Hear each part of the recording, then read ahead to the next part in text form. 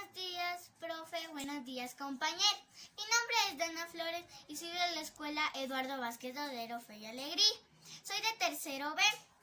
De hoy voy a cantar El Señor Don Gato. Espero que les guste.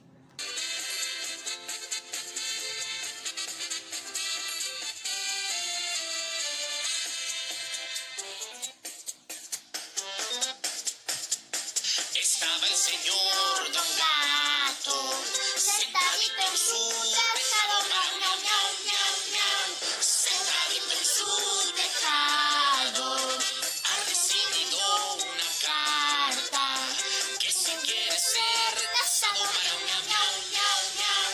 Que si quiere ser casado con una gatita parda, sobrina de un gato pardo, miau, miau, miau, miau, sobrina de un gato pardo. Al recibir la noticia, se ha caído del tejado, miau, miau, miau, miau, se ha caído del tejado.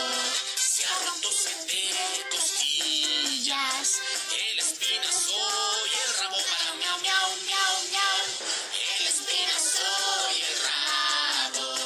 Ya lo llevan a enterrar por la calle del pescado, miau, miau, miau, miau, miau, por la calle del pescado.